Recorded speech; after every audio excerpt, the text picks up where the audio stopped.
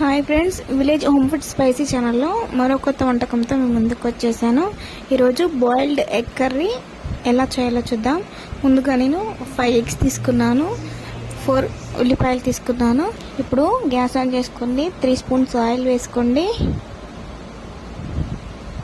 నేను జీలకర్ర వేసుకుంటున్నాను, మీకు నచ్చితే వేసుకోండి, లేకపోతే స్కిప్ చేసుకోవచ్చు.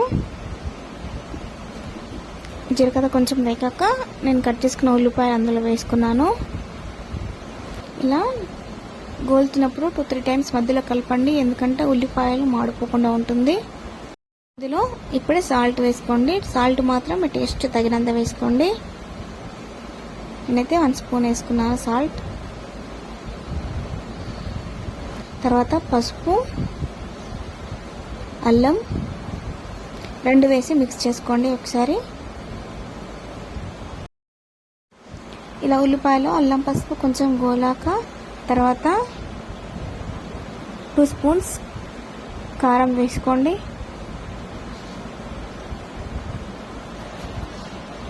ఇప్పుడు కొంచెం కొత్తిమీర వేసుకొని ఇందులో 1 గ్లాస్ వాటర్ పోసుకోండి. ఒకసారి ఇలా కలుపుకోండి.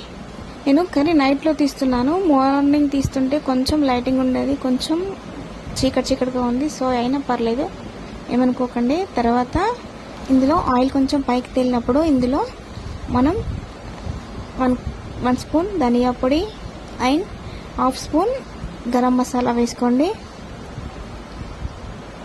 తర్వాత ఈ మనం ఎగ్స్ ఉడకబెట్టింది కట్ చేసుకొని హాఫ్ పీసెస్గా ఇందులో వేసుకోండి.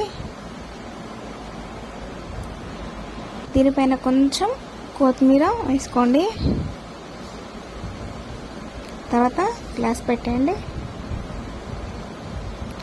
ఇలా ఎగ్స్ని ఇచ్చేది కూడా తిప్పుకోండి, ఎందుకంటే ఒక సైడ్ వేగిపోతుంది. ఇప్పుడు 2 సైడ్స్ వేగిపోతుంది కదా, టేస్ట్ బాగుంటుంది.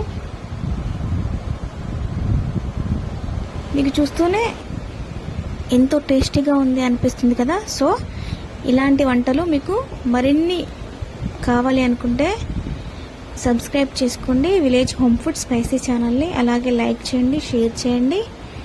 సో లాస్ట్కి కొంచెం కొత్తిమీర వేసుకొని గ్యాస్ ఆఫ్ చేసుకోండి.